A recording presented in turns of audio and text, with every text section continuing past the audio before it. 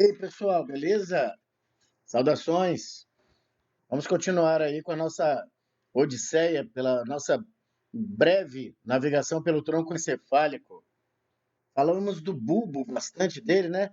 Não bastante, né? Não o suficiente para exaurirmos o assunto, mas a forma com que nós colocamos é para provocar o estudante a buscar mais, né?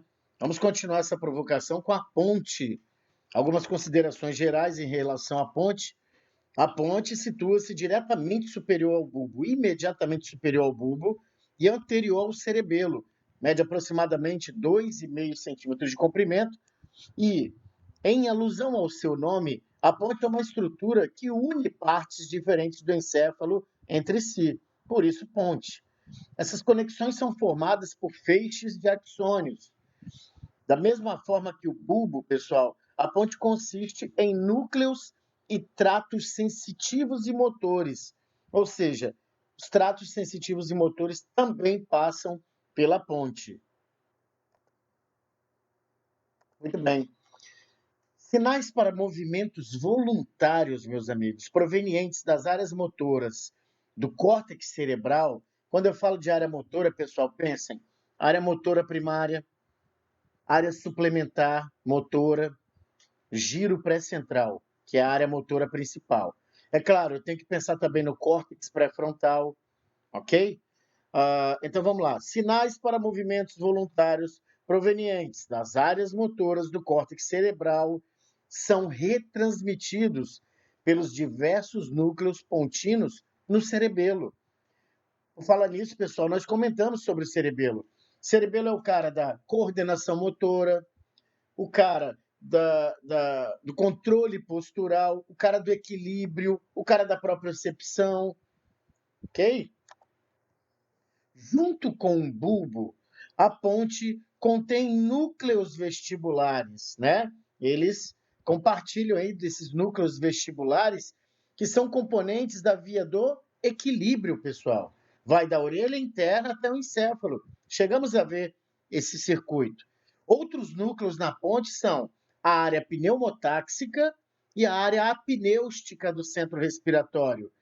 Junto com a área respiratória rítmica, que nós vimos lá no bulbo, né, que coordena a frequência respiratória, as áreas pneumotáxica e apneustica ajudam a controlar a respiração.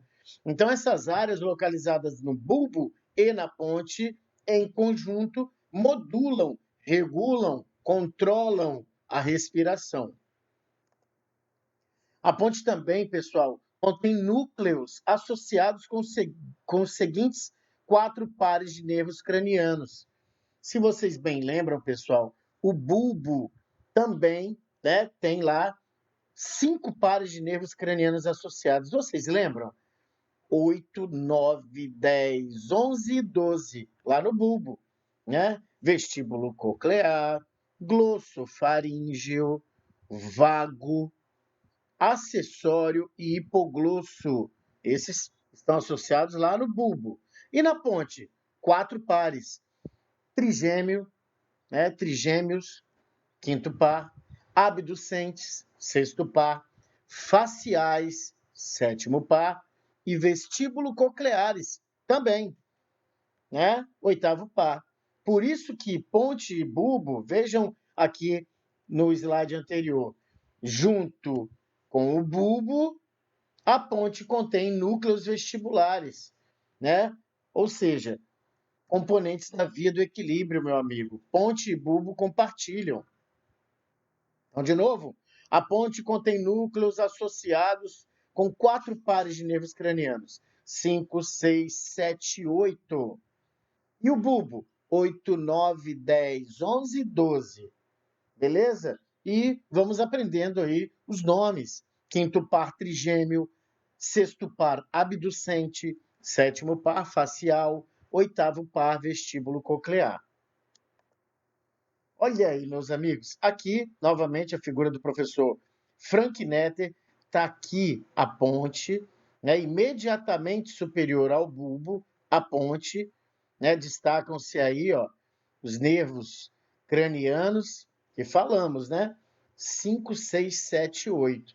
Então, é trigêmeo, abducente, facial e vestíbulo coclear. Olha aqui, ó, uma ponte humana. É uma peça lindíssima, um pouquinho embaçada, mas dá para perceber a ponte e dá para perceber o bulbo aqui, ó. Olha as pirâmides do bulbo, essa e essa.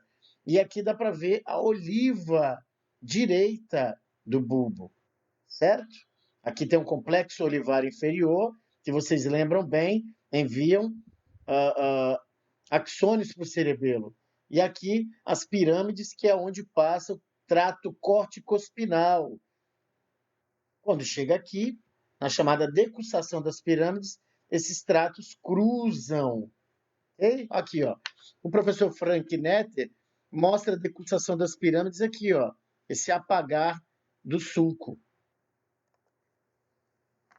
Meus amigos, nesta vista, que é a vista medial de um encéfalo seccionado no plano mediano, vocês têm ideia aqui da ponte, né? Olha só a ponte. Vamos ver referências? Ponte, imediatamente inferior ao mesencéfalo, imediatamente superior ao bulbo. Ponte.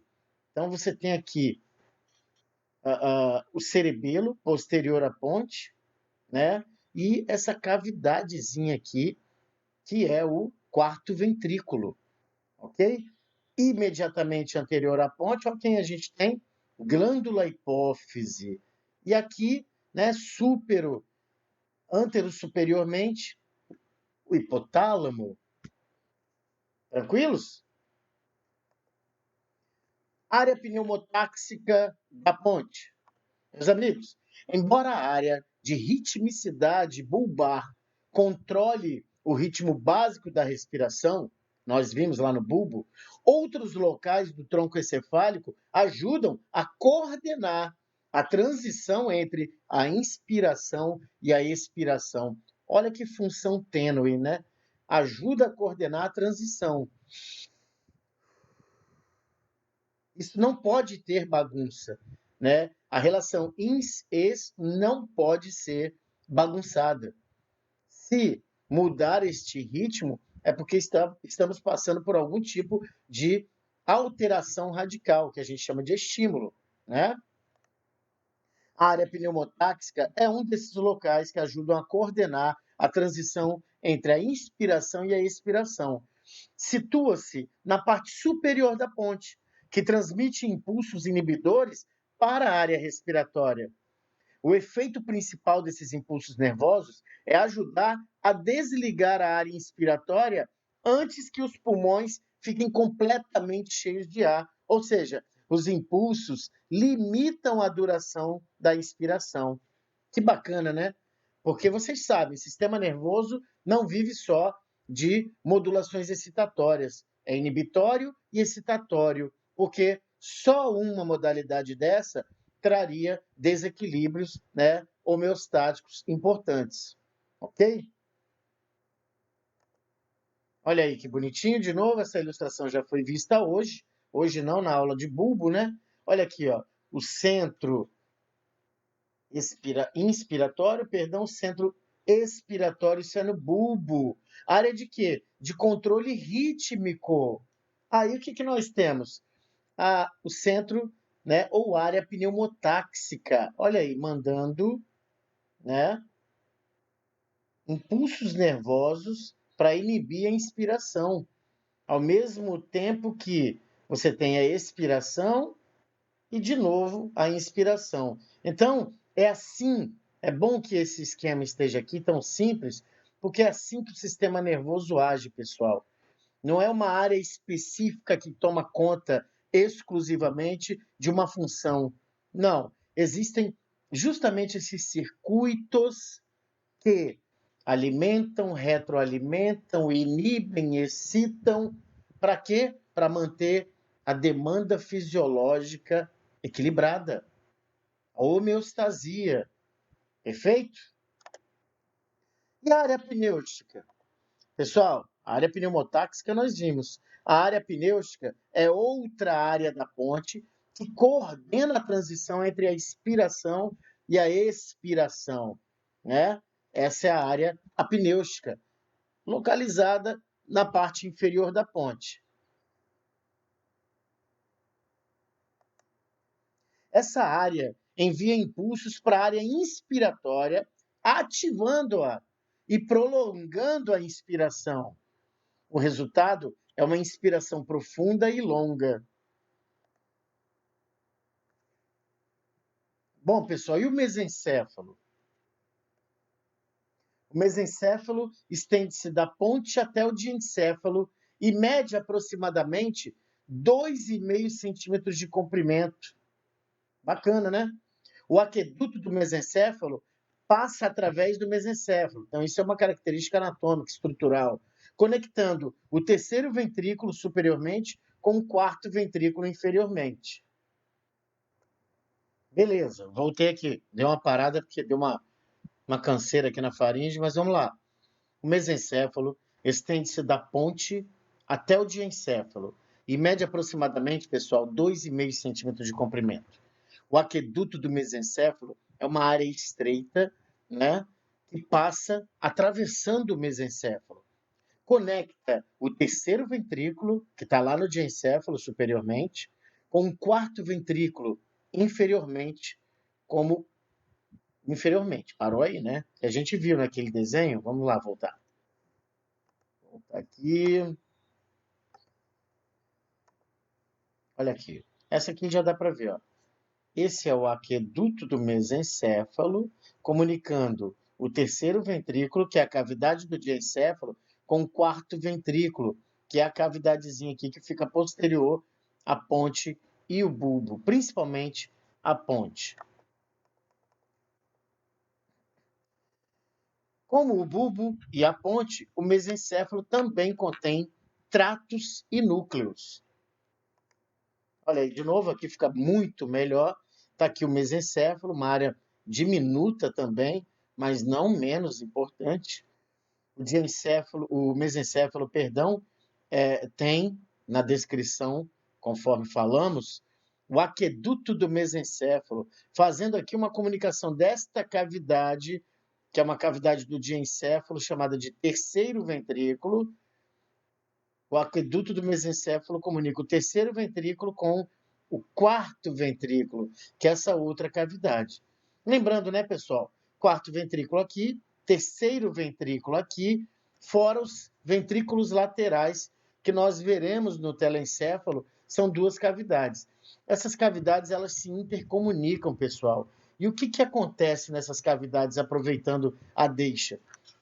Esses ventrículos laterais, terceiro ventrículo e quarto ventrículo, flui aí o líquido cerebrospinal, produzido pelos plexos corioides, que estão aqui, ó, aparecem em vermelho, tá ok? Mas certamente falaremos dele lá quando combinarmos a fala de telencéfalo, ok? Bom, a parte anterior do mesencéfalo contém um par de feixes de axônios conhecidos como pedúnculos cerebrais. Se destacam esses pedúnculos cerebrais. E notem, pessoal, detalhe, parte anterior do mesencéfalo. Eles consistem em axônios dos tratos corticospinais. Olha aí, esses tratos, pessoal, eles acabam marcando, né, formando estruturas. No mesencéfalo, os pedúnculos cerebrais. Lá no bulbo, as pirâmides do bulbo. Mas vamos ver. Contém um par de feixes de axônios conhecidos como pedúnculos cerebrais.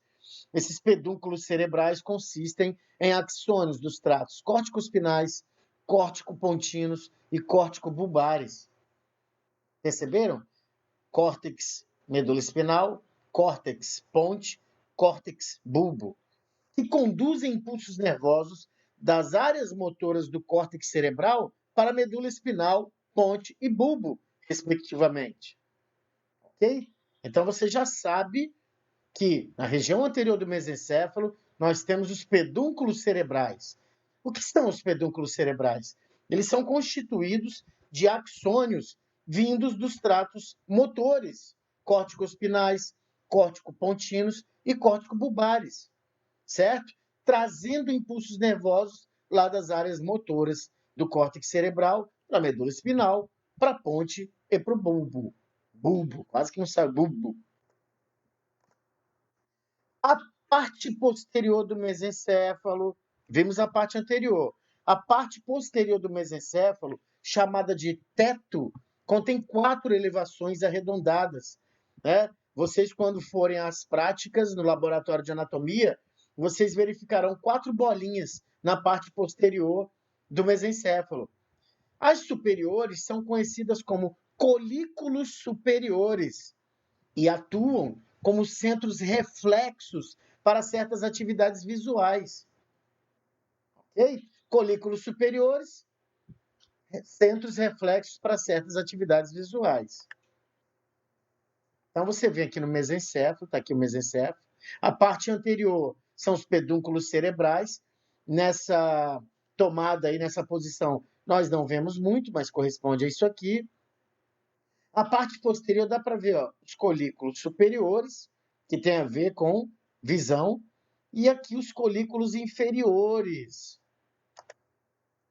Aqui, ó, melhor ainda, ó, isso aqui é a parte posterior do mesencéfalo. Colículos superiores, colículos inferiores. Colículos superiores, você já sabe, tem a ver com as vias de alguns centros reflexos da visão.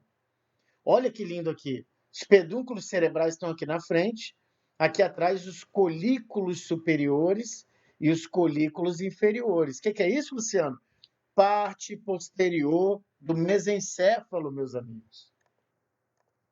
Por intermédio dos circuitos neurais da retina para os colículos superiores e dos colículos superiores para os músculos extrínsecos do bulbo do olho. O que é o bulbo do olho? É o que não chamamos mais de globo ocular, ok? Então, vamos de novo? Por intermédio dos circuitos neurais da retina para os colículos superiores e dos colículos superiores para os músculos extrínsecos do bulbo do olho, os estímulos visuais induzem, meus amigos, os movimentos do bulbo do olho a acompanhar as imagens em movimento e também a examinar imagens paradas, estacionárias. Bacana isso? Né? Os colículos superiores também são responsáveis, meus caros, pelos reflexos que controlam os movimentos da cabeça, dos olhos e do tronco em resposta aos estímulos visuais. Alguma coisa te chamou a atenção, você vira a cabeça, né? Você aponta os olhos e você, né, normalmente também vira o tronco. Para quê? Para olhar esses estímulos visuais. Então, quem cuida disso aí? Os colículos superiores.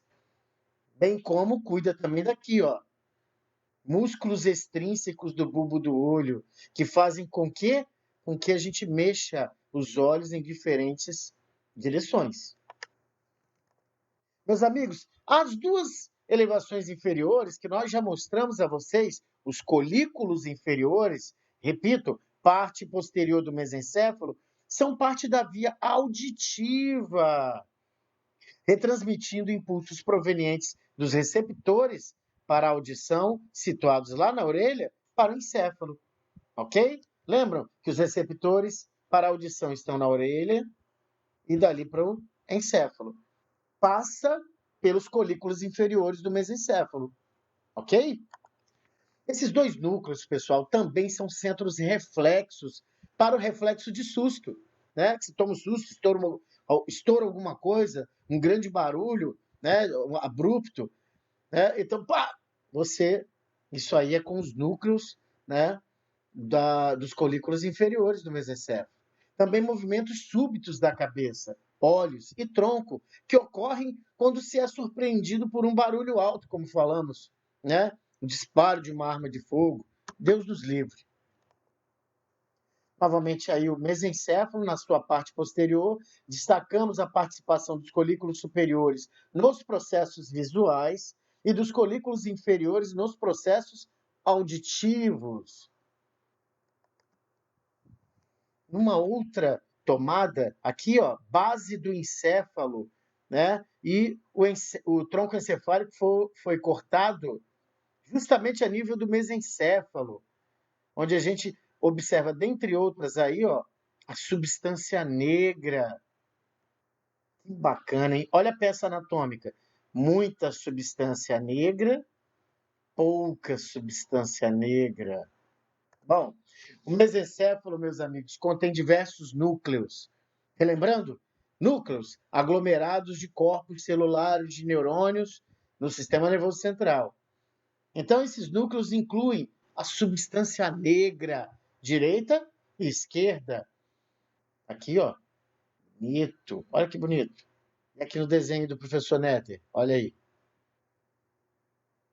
São núcleos grandes com pigmentação escura, meus amigos.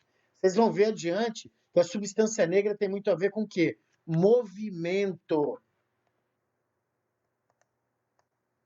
Meus amigos, os neurônios que liberam dopamina, estendendo-se da substância negra até os núcleos da base, ajudam a controlar as atividades musculares subconscientes. Controle.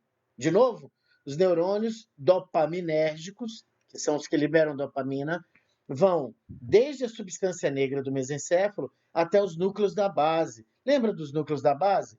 Caudado, putame, globo pálido, onde eu tenho globo pálido medial, globo pálido lateral. O putame mais o caudado formam o que a gente chama de corpo estriado, muito participante nas questões do movimento. Então, neurônios que liberam dopamina vão da substância negra do mesencéfalo até os núcleos da base, ajudam a controlar as atividades musculares subconscientes. A perda desses neurônios, pessoal, esses dopaminérgicos da substância negra, está associada à doença de Parkinson. Então, o que a gente nota em doença de Parkinson? Nós notamos bradicinesia, que é um movimento lento, e notamos também a questão do tremor. Estão presentes também os núcleos rubros, importantíssimos, direito e esquerdo, que parecem avermelhados em razão de seu rico suprimento sanguíneo e de um pigmento contendo ferro nos seus corpos celulares de neurônios. Olha aqui, ó. Que é melhor. Olha aqui os núcleos rubros.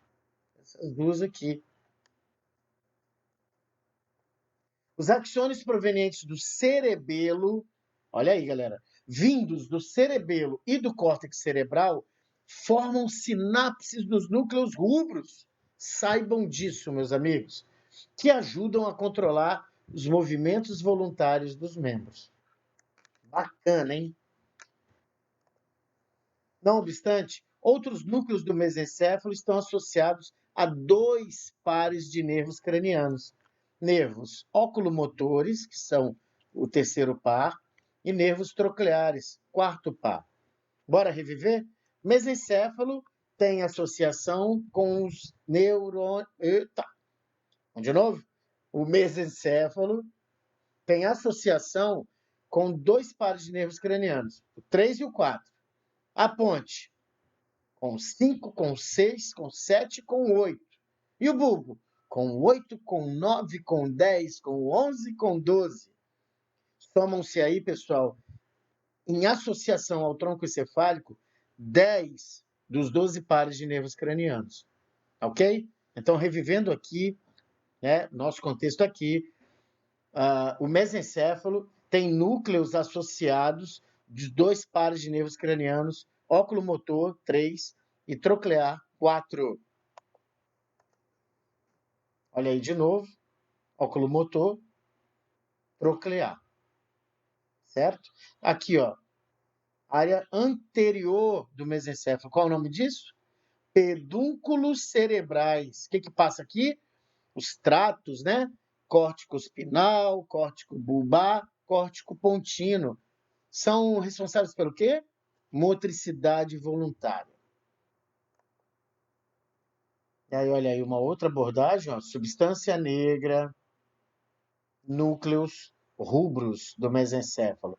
Então, substância negra, núcleos rubros, com os núcleos da base, com o cerebelo e com o córtex motor, fecham aí um circuito bacana de controle de movimento sobre todos os aspectos, da velocidade do movimento, da amplitude do movimento, da sequência do movimento, do seu planejamento, do início e do término, e da automaticidade que os movimentos vão tendo. Meus amigos, imaginem dirigir, né? Já conversamos sobre isso.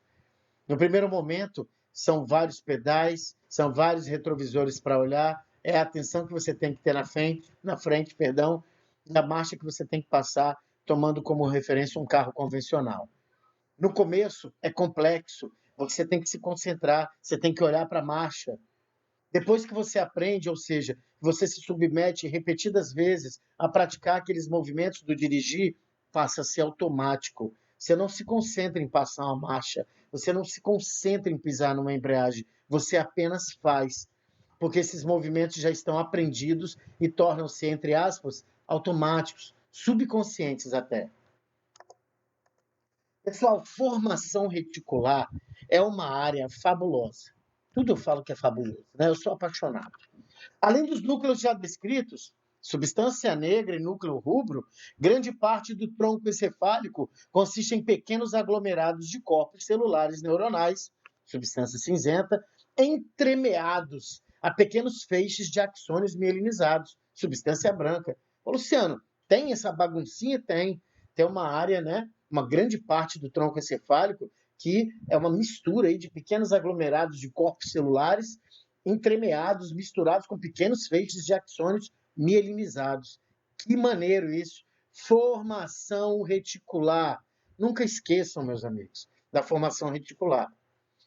Ampla região na qual as substâncias cinzenta e branca exibem um arranjo reticulado em forma de rede, pessoal. Por isso chamou-se de formação reticular.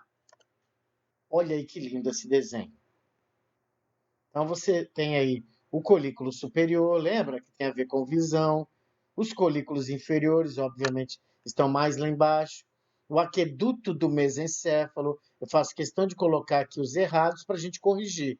Aqueduto do mesencéfalo, né? Aí você tem a substância cinzenta periaquedutal. Olha aqui, ó. Olha quem está aqui. Núcleos rubros. E olha quem está aqui.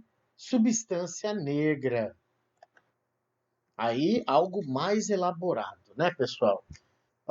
Você tem aqui os colículos superiores, que tem a ver com visão, né? O aqueduto do mesencéfalo, é um núcleo visceral aqui, ó, do terceiro par, né? Que o mesencéfalo, lembra? Está relacionado com o terceiro e quarto par de nervos cranianos. Olha aqui, ó, o óculo motor, que é o terceiro par, saindo aqui dos seus núcleos, né? Aqui a substância negra. Olha os pedúnculos cerebrais aqui, ó, que significam o quê? Os tratos, né? Motores voluntários descendo por aqui. Bacana? Pessoal, essa região denominada formação reticular, ela vai desde a parte superior da medula espinal, por todo o tronco encefálico e para a parte inferior do diencéfalo. Pega ali um pouquinho o hipotálamo. Beleza? Os neurônios dentro da formação reticular, pessoal, possuem tanto funções sensitivas quanto motoras. As funções motoras da formação reticular são ajudar a regular a postura e o tônus muscular. Postura, pessoal, e o tônus muscular. É o tônus muscular que regula a postura. O que é tônus muscular? É um estado de contração muscular basal, em repouso. Como é que pode, Luciano? Está contraindo em repouso? Lembrem-se, vocês não precisam fazer força, se contraírem, para a cabeça de vocês ficar mantida sobre o pescoço, né? Vocês não precisam sentar na beira da cama de vocês e apoiarem os braços. Vocês têm equilíbrio para manter o tronco. Muitas vezes os senhores encontrarão pacientes que não sustentam a cabeça, que sequer sentam-se na beira de um leito sem se apoiar. E nem apoiando muitas vezes conseguem. O que é isso? Falta de controle do tônus postural e da postura, do tônus muscular, perdão, e da postura. Ok? Fica guardado isso? Os neurônios dentro da formação reticular possuem funções motoras. Tipo o quê? Ajudar a regular a postura e tônus muscular. Ajudar, né, Luciano? É, pessoal, porque vocês sabem, o cerebelo também trabalha com isso, os núcleos da base, né? Como eu falei, são circuitos, são retroalimentações que mantêm vivas e equilibradas, sobretudo, essas funções tão sutis, porém importantes. Aqui, pessoal, a formação reticular, ó, então vem desde aqui a partezinha superior da medula espinal, corre por todo o tronco encefálico e chega aqui na parte inferior do diencéfalo, né? Na região ali do hipotálamo. E olha como é que ele distribui para todo o córtex cerebral, né? Porque você tem aqui também uma coisinha chamada sistema ativador reticular ascendente, o SARA. Parte da formação reticular, pessoal, chamado de SARA, que eu acabei de falar com vocês, Sistema de Ativação Reticular, e coloquem aí, podem colocar ascendente, que é para você lembrar que está ascendendo fibras aferentes. Consiste em quê? Esse sistema de ativação reticular ascendente consiste em axônios sensitivos que se projetam em direção ao córtex cerebral. Então, peraí, Luciano, vamos lá. O que é o SARA? Sistema de Ativação Reticular Ascendente. O SARA, pessoal, é parte da formação reticular. Consiste em axônios sensitivos que se projetam, vão em direção ao córtex cerebral, que é a área superior do encéfalo. O sistema de ativação reticular ascendente, amigos, ajuda a manter a consciência. Olha que show! E está ativo durante o despertar do sono. É esse SARA aí, pessoal, que te acorda. Por exemplo, despertamos com o som do despertador, com um lampejo de luz ou com um beliscão doloroso, porque a atividade do sistema de ativação reticular ascendente estimula o córtex cerebral. Meus amigos, uma curiosidade, eu acho que eu já comentei com vocês em sala de aula. Os garotos lá do Clube de Regatas Flamengo faleceram carbonizados. Esse não foi o motivo da morte, e sim asfixia pelo monóxido de carbono e outros gases tóxicos que ali estavam naquele incêndio trágico. Por que esses garotos não acordaram, né? Você pensa, muito jovens, atletas, porque eles só acordariam, pessoal, se tivesse um alarme barulhento, se o travesseiro deles vibrasse, se acendessem luzes, né? Ou se eles fossem beliscados pelo cheiro, não dá. A parte do olfato não passa, né, para o tálamo e para o sistema de ativação reticular. Então você não acorda com cheiro, você acorda com barulho de despertador, você acorda com um travesseiro que vibra, e isso é usado para algumas pessoas com deficiência auditiva. Você acorda com luz no seu rosto, você acorda com um beliscão, um estímulo doloroso, ok? O sistema de ativação reticular ascendente, ele te acorda, eu já falei isso. Sabe quando as pessoas falam assim, vou tomar uma para desinibir, para ficar soltão. Galera, na verdade, o álcool vai inibir o seu córtex cerebral. E inibindo o seu córtex cerebral, especificamente o córtex pré-frontal, que é aquele em que você planeja, em que você toma decisão, em que você mede as consequências, o álcool inibindo essa área, você perde a razão e começa a fazer as coisas, né, sem freio, né? E aí você faz um monte de besteira. E quando você acorda no outro dia de ressaca, é o seu sistema ativador reticular ascendente que te acorda, né? Acorda o seu córtex cerebral, acorda a tua parte pensante, você fica consciente, acordado, alerta, e aí começa a lembrar: nossa, fiz um monte de besteiras. Tá aí mais uma representação da SARA, né? Sistema articular,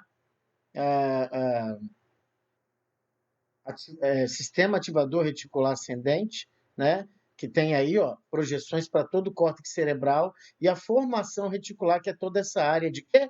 De quê? De um entremeado de corpos celulares de neurônios com fibras mielinizadas. A função do sistema de ativação reticular ascendente no acordar. Quando o sistema de ativação reticular está ativo, meus amigos, muitos impulsos nervosos são transmitidos para áreas muito dispersas do córtex cerebral, tanto diretamente quanto via tálamo. O efeito qual é?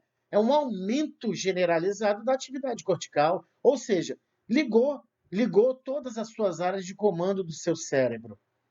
Despertar ou acordar do sono também implica em aumento da atividade do SARA. Para que o despertar ocorra, o sistema ativador reticular ascendente precisa ser estimulado. Muitos estímulos sensoriais ativam o SARA. Estímulos dolorosos, detectados pelos nociceptores, tato e pressão sobre a pele, movimentos dos membros, luz brilhante ou o som de um despertador. Essas coisas, né, estes fatores são estímulos para o SARA te acordar. Quando o SARA é ativado, o córtex cerebral também é ativado e ocorre o despertar. O resultado é o estado de vigília, estado de alerta, que nós chamamos de consciência.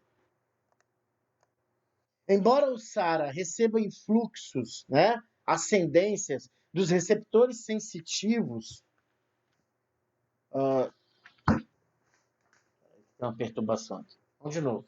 Embora o SARA receba influxos, ascendências, né, dos receptores sensitivos somáticos, dos olhos e das orelhas, não há influxos provenientes dos receptores olfatórios. É o que eu falei para vocês agora há pouco. Mesmo odores fortes podem não conseguir produzir o despertar. Entenderam? Não há influxos provenientes dos receptores olfatórios. Não passa pelo SARA. As pessoas que morrem em incêndios domésticos geralmente sucumbem à inalação da fumaça sem acordar. Por essa razão, todas as áreas de dormir devem estar perto de um detector de fumaça, pessoal, que soe um alarme alto, que isso acordará. Um travesseiro vibratório ou mesmo uma luz brilhante, né? Tem a mesma finalidade para os que têm audição comprometida. Aí, de novo, né, as radiações, as projeções, as aferências para o córtex cerebral, né? Olha aqui os impulsos visuais passando pela formação reticular, ok? Olha os tratos sensoriais que vêm da medula espinal e passam também pela formação reticular. Olha os impulsos auditivos, né? Principalmente ali do vestíbulo coclear, né? Passam também. Então, esses passam. Olfatório não passa. Meus amigos, uma satisfação grande. Essa foi uma abordagem generalizada aí do tronco encefálico. Estou à disposição. Dá aquele like, dá aquele joinha. Horrível isso de youtuber, né? Um forte abraço, galera. Se inscreva aí no canal e fiquem com Deus. Saúde!